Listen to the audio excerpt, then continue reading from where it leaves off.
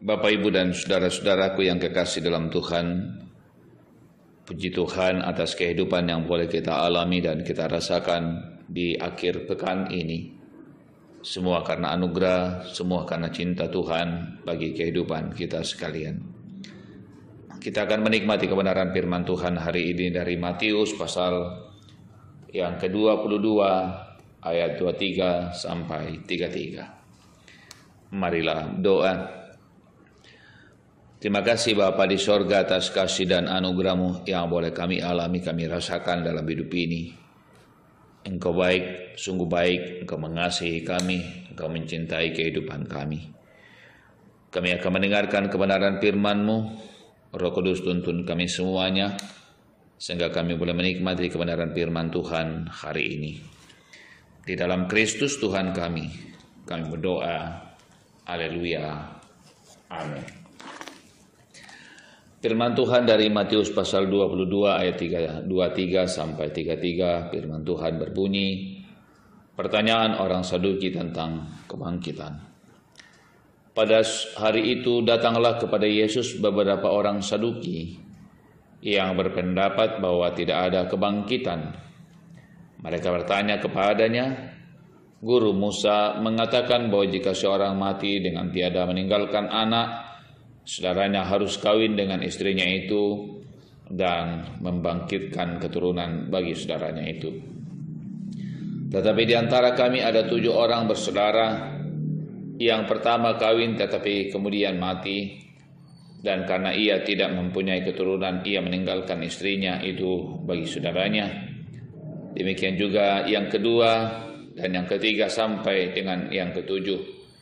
Dan akhirnya sesudah mereka semua, perempuan itu juga pun mati. Siapakah di antara ke-7 orang itu yang menjadi suami perempuan itu pada hari kebangkitan? Sebab mereka semua telah beristrikan dia. Yesus menjawab mereka, kamu sesat sebab kamu tidak mengerti kitab suci maupun kuasa Allah. Karena pada waktu kebangkitan orang tidak kawin dan tidak dikawinkan, melainkan hidup seperti malaikat di sorga.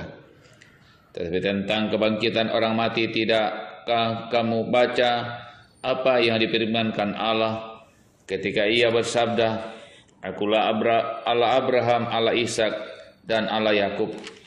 Ia bukan Allah orang mati, melainkan Allah orang hidup. Orang banyak mendengar itu takjub akan pengajarannya. Demikian firman Tuhan bagi kita sekalian. Bapak, Ibu, dan saudara-saudara, ada banyak hal dalam ajaran-ajaran iman yang sering kemudian tidak dipahami dan tidak dimengerti, sehingga menimbulkan pertanyaan yang kemudian bisa tersimpan dalam hati atau kemudian mungkin kita tanyakan kepada orang lain. Saudara-saudara, salah satu kelompok yang sangat kuat pada zaman Yesus kecuali Farisi ada kelompok Saduki. Kelompok Saduki adalah kelompok yang besar dan kuat pada zaman Yesus. Dan salah satu ajaran yang mereka pegang dan imani bahwa setelah manusia mati tidak ada kebangkitan. Ketika Yesus berbicara dan mengajarkan kepada murid-muridnya tentang dunia setelah kematian, mereka menjumpai Yesus dan bertanya dan menguji Yesus bahwa jika ada kebangkitan, bagaimanakah kiranya jika seandainya ada seorang perempuan yang menikah dengan beberapa orang bersaudara, karena saudara-saudara dalam ajaran Musa, dalam bacaan kita dikatakan, jika seorang mati dan tidak meninggalkan anak, maka wajib hukumnya saudara dari laki-laki itu harus kemudian menikah dengan perempuan itu. Bagi orang Saduki, bahwa seandainya ada kebangkitan, siapakah di antara mereka yang akan menikah atau hidup bersama-sama dengan perempuan itu pada saat kemudian manusia dibangkitkan? Saudara-saudaraku yang kekasih dalam Tuhan, dua hal yang dijelaskan Yesus dan menjadi pelajaran bagi kita sekalian, tentu juga dapat membedakan iman kita dengan iman sesama kita mengenai sorga.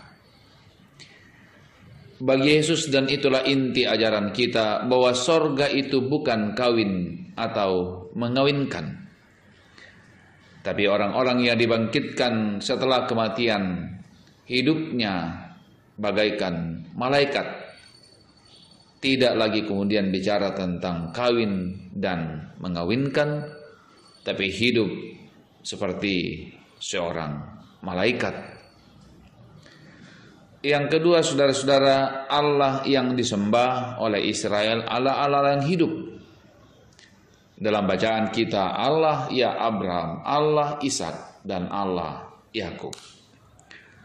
Artinya apa, saudara-saudaraku yang kekasih dalam Tuhan?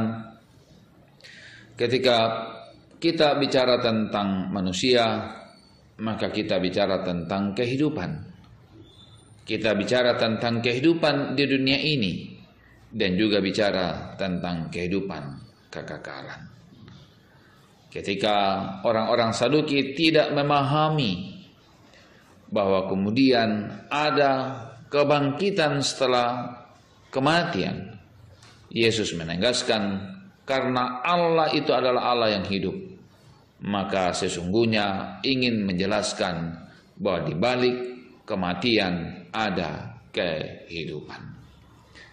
Dan karena itu, saudara-saudaraku yang kekasih dalam Tuhan, kita harus memahami kebenaran firman Tuhan, agar kemudian iman kita tidak kemudian terpaut pada ajaran-ajaran yang keliru tentang ajaran-ajaran yang penting yang seharusnya kita pahami dan kita imani, termasuk tentang kebangkitan dan termasuk hal-hal sehubungan dengan kebangkitan.